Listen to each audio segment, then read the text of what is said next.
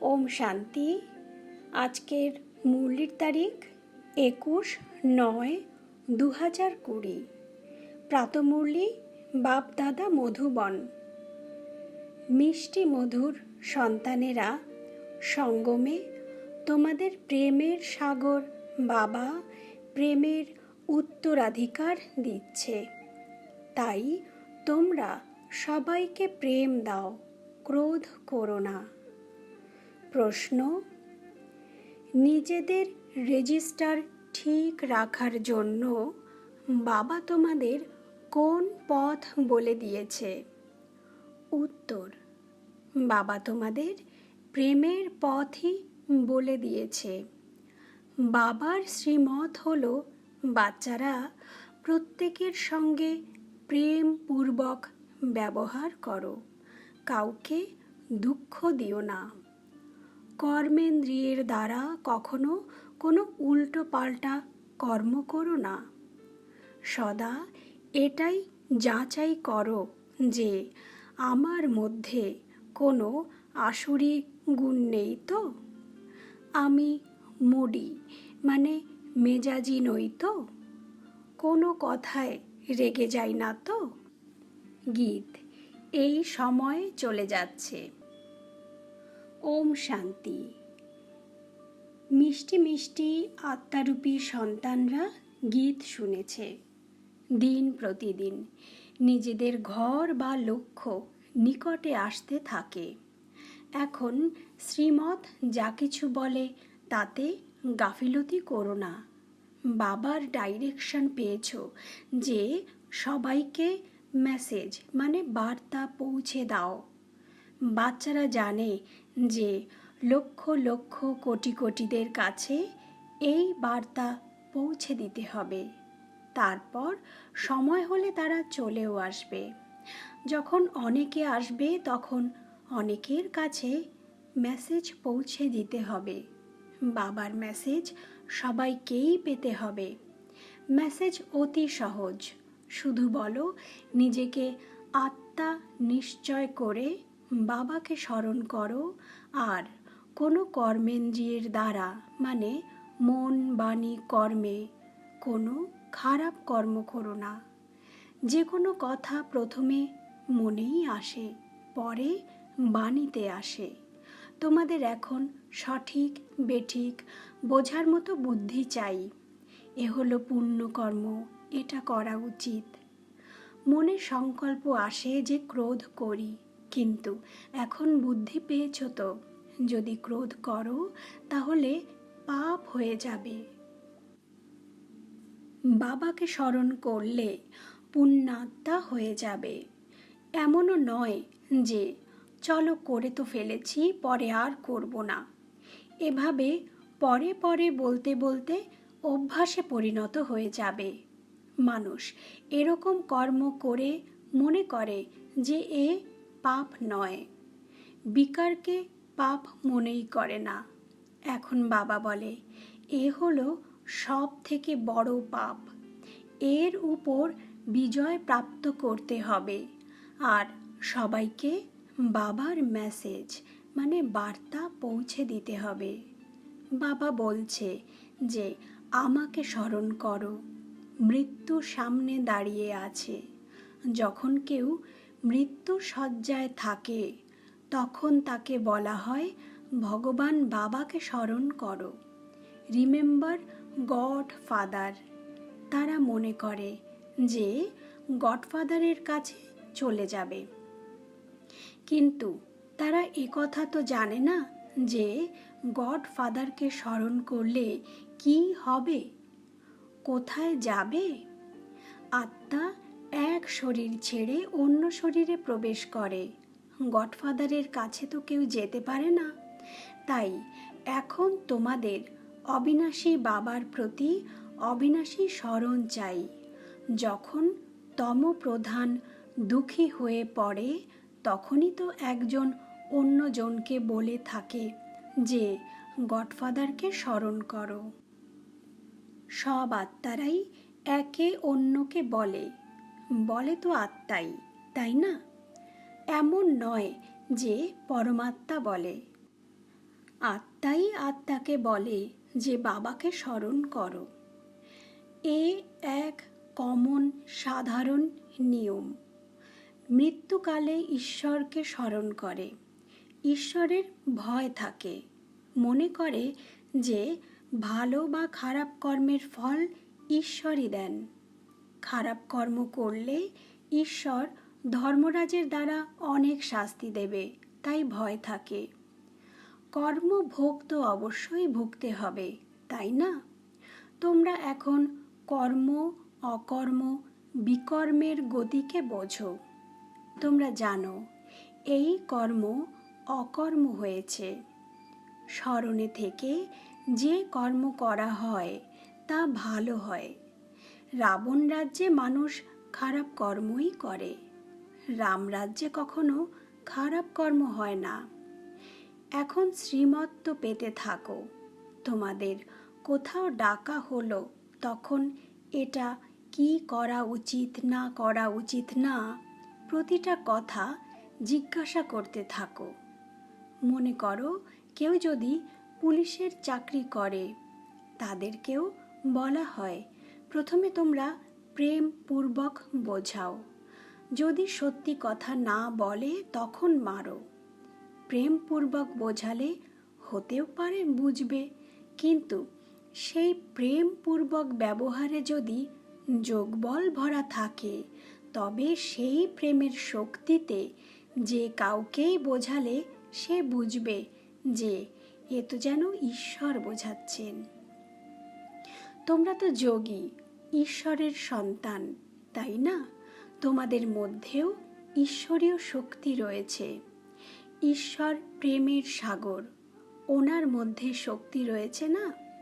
তিনি সকলকে উত্তরাধিকার দেন। তোমরা জানো যে স্বর্গে প্রেম অতি মাত্রায় থাকে। এখন তোমরা প্রেমের সম্পূর্ণ উত্তরাধিকার গ্রহণ করছো। গ্রহণ করতে করতে নম্বরের ক্রমানুসারে পুরুষার্থ করতে করতে প্রিয় মানে সুন্দর হয়ে যাবে। বাবা বলে কাউকে দুঃখ দিও না, তা না হলে দুঃখী হয়ে মরতে হবে। বাবা প্রেমের পথ বলে দেয়। যে কোনো কথা মনে এলে তা চেহারাতেও ফুটে ওঠে।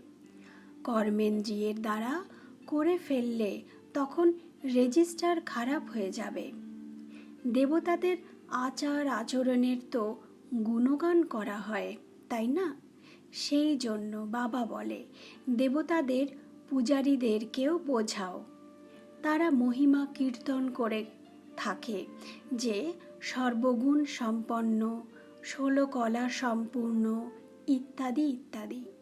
আর তারা নিজেদের চালচলনের কথাও শুনিয়ে থাকে। তখন তাদের বোঝাও যে তুমিও এরকমই ছিলে, এখন নেই, পুনরায় হবে।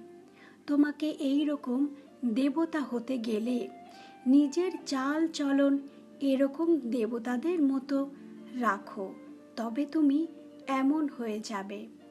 নিজেকে যাচাই করতে হবে, আমরা কি সম্পূর্ণ নির্বিকারী হয়েছি? আমাদের মধ্যে কোনো আসুরিক গুণ নেই তো? কোনো কথায় রেগে যাই না তো? মুডি মানে মেজাজি হয়ে পড়ি না তো? অনেকবার তোমরা পুরুষার্থ করেছ। বাবা বলে তোমাদের এই রকম হতে হবে। রচনাকারও হাজির, বলে প্রতি কল্পে তোমাদের এমনভাবে রচনা করি। কল্পপূর্বে যারা এই জ্ঞান গ্রহণ করেছিল তারা অবশ্যই এসে আবারও নেবে। তাদের পুরুষার্থ করানো হয়, আর তারা দুশ্চিন্তা মুক্তও থাকে। ড্রামা এভাবেই নির্ধারিত হয়ে আছে। কেউ বলে ড্রামায় যদি থাকে তাহলে নিশ্চয়ই করব। বাবা বলে চার্ট ভালো হলে ড্রামা করাবে। বোঝা যায় এদের ভাগ্যে নেই। শুরুতেও এমনই একজন বিগড়ে গিয়েছিল, ভাগ্যে ছিল না। বলেছিল ড্রামায় থাকলে ড্রামা আমাকে দিয়ে পুরুষার্থ করিয়ে নেবে, ব্যাস ছেড়ে দেয়। এই রকম তোমরাও অনেককে দেখতে পাও। তোমাদের এম অবজেক্ট সামনে দাঁড়িয়ে আছে, মানে লক্ষ্মী নারায়ণের চিত্র। ব্যাচও তোমাদের কাছে রয়েছে। যেভাবে নিজের সারাদিনের কর্মকে দেখো, তেমন করে ব্যাচকেও দেখো। নিজের চাল চলনও দেখো। কখনো দৃষ্টি যেন খারাপ মানে ক্রিমিনাল না হয়।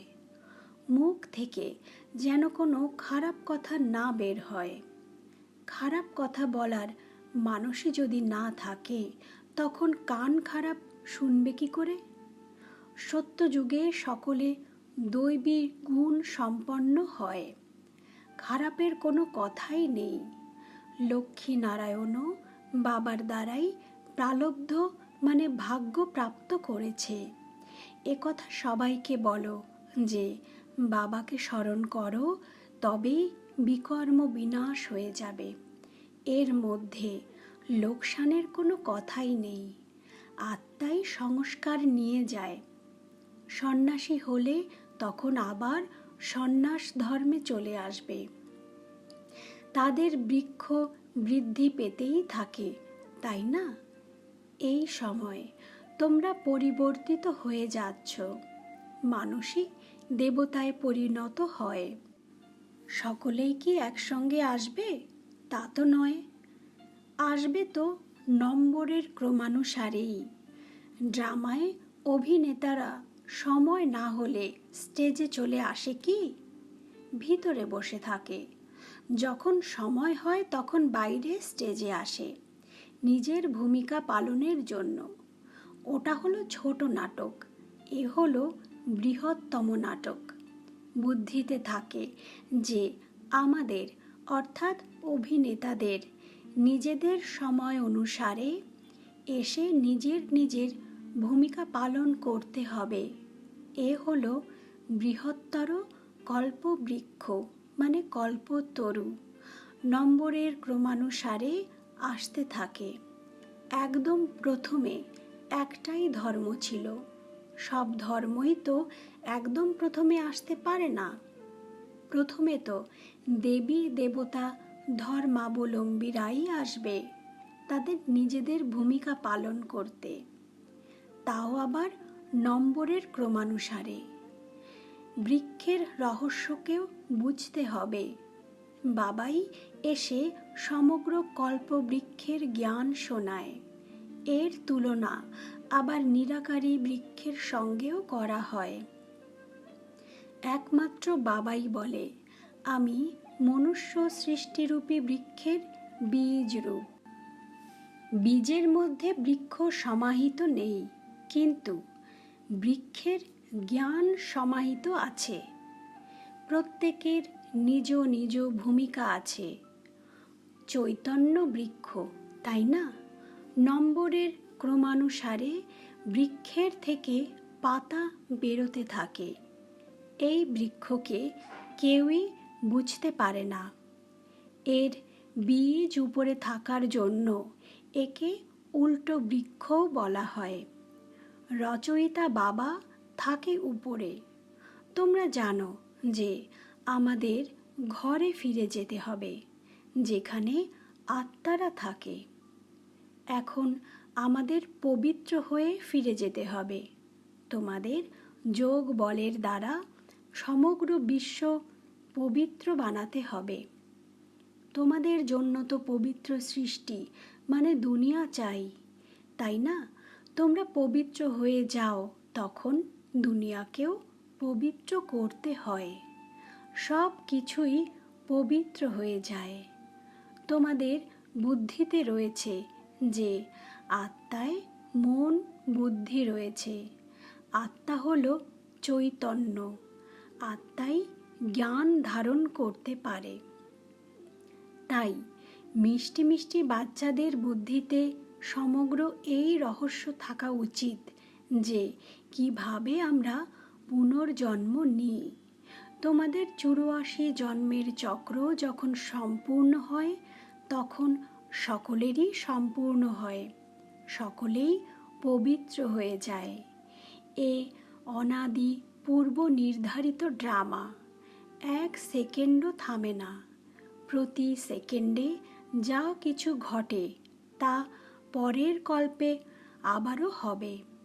প্রত্যেক অবিনাশী আত্মায় অবিনাশী পাঠ ভরা আছে। ওই লৌকিকে অভিনেতারা 2-4 ঘন্টা অভিনয় করে। এখানে তো আত্মারা ন্যাচারাল পাঠ পায়। তাহলে বাচ্চাদের কত খুশি থাকা উচিত। এই সঙ্গমেরই অতীন্দ্রিয় সুখের মহিমা করা আছে। বাবা আসলে তোমরা 21 জন্মের জন্য সদা সুখী হয়ে যাও। কত খুশির কথা, তাই না? যারা সঠিকভাবে বোঝে এবং বোঝায় তারা সেবায় মগ্ন হয়ে থাকে। কোনো বাচ্চা যদি নিজেই ক্রোধী হয় তবে অন্যদের মধ্যেও তা প্রবেশ করে। তালি 2 হাতে বাজে। ওখানে স্বর্গে এরকম হয় না। বাচ্চারা, এখন তোমরা শিক্ষা পাও। কেউ ক্রোধ করলে তখন তার উপর ফুলের বর্ষা করো, ভালোবেসে বোঝাও। ক্রোধ এক ভূত যা অত্যন্ত লোকসান করে দেয়। কখনো ক্রোধ করা উচিত নয়। শিক্ষাদান যে করে তার মধ্যে তো ক্রোধ একেবারেই আসা উচিত না।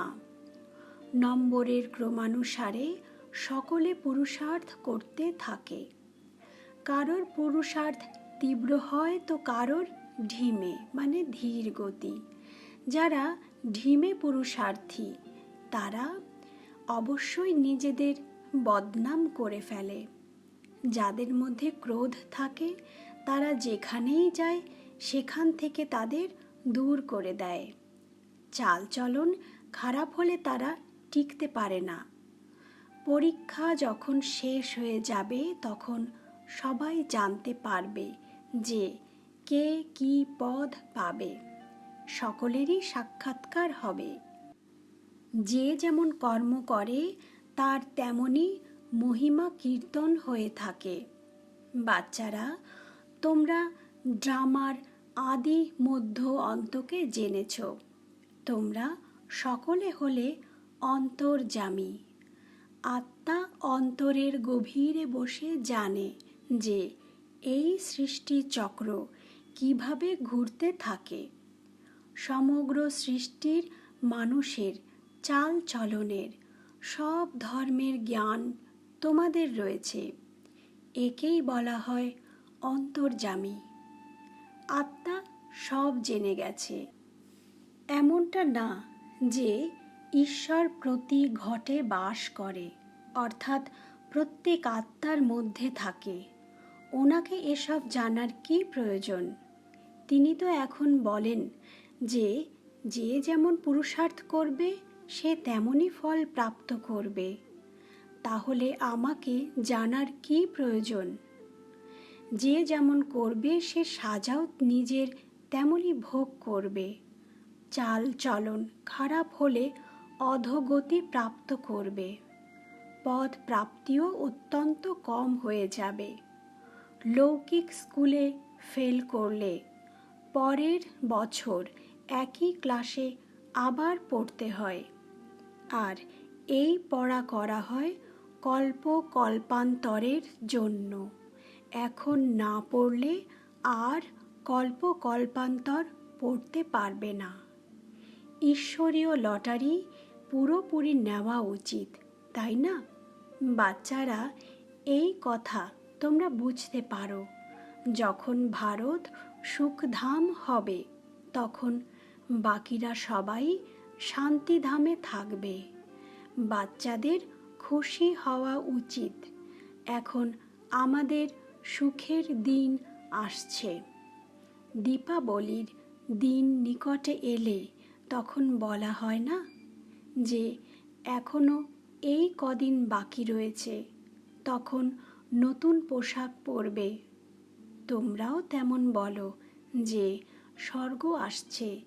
যদি আমরা এখন নিজেদের জ্ঞানের দ্বারা শৃঙ্গার করি মানে সাজিয়ে তুলি, তবেই স্বর্গে ভালো সুখ পাব। ধনবানের তো ধন সম্পদের নেশা থাকে, মানুষ সম্পূর্ণ গভীর নিদ্রায় নিমগ্ন হয়ে আছে। পুনরায় হঠাৎ করেই জানতে পারবে যে এরা তো সত্যি বলতো। সত্যিকে তখনই বুঝবে যখন সত্যের সঙ্গ মানে সৎ সঙ্গ হবে। তোমরা এখন সত্যের সঙ্গে রয়েছ। তোমরা সৎ হও, সৎ বাবার দ্বারা। লোকে অসৎ হয় অসতের দ্বারা। এখন কন্ট্রাস্টও ছাপানো হচ্ছে যে ভগবান কি বলেন আর মানুষ কি বলে। ম্যাগাজিনেও প্রকাশ করতে পারো। পরিশেষে বিজয় তো তোমাদেরই হবে। যারা কল্পপূর্বে পদ প্রাপ্ত করেছিল তারাই পাবে, এ অবশ্যম্ভাবী। ওখানে অকালে মৃত্যু হয় না, মানে স্বর্গে অকালে মৃত্যু হয় না। আয়ুও দীর্ঘ হয়। যখন পবিত্রতা ছিল তখন আয়ুও দীর্ঘ ছিল। যখন পিতা পরমাত্মা হলেন পতিত পাবন, তখন অবশ্যই তিনি পবিত্র করেন। এখানে কৃষ্ণের কথা সঠিক নয়। পুরুষোত্তম সঙ্গম যুগে কৃষ্ণ কোথা থেকে আসবে? সেই একই চেহারার মানুষ আবার আসতে পারে না। 84 জন্ম, 84 চেহারা, 84 অ্যাক্টিভিটি মানে ভূমিকা। এ হলো পূর্ব নির্ধারিত খেলা। এর মধ্যে কোনো পরিবর্তন হতেই পারে না। ড্রামা কেমন বিস্ময়করভাবে বানানো আছে। আত্মা ছোট বিন্দু, তাতে অনাদি পাঠ ভরা রয়েছে। একে প্রকৃতির নিয়ম বলা হয়। মানুষ শুনে আশ্চর্য হয়ে যাবে, কিন্তু প্রথমে তো এই বার্তা পৌঁছে দিতে হবে যে বাবাকে স্মরণ করো, তিনি পতিত পাবন, তিনি সদ্গতি দাতা। সত্যযুগে দুঃখের কোনো কথাই নেই। কলিযুগে তো কত দুঃখ, কিন্তু একথা বোঝে নম্বরের ক্রমানুসারে। বাবা রহস্য বোঝায়, বাচ্চারা তোমরা জানো যে শিব বাবা এসেছে, তোমাদের পড়িয়ে পুনরায় সঙ্গে করে নিয়ে যাবে বলে এসেছে।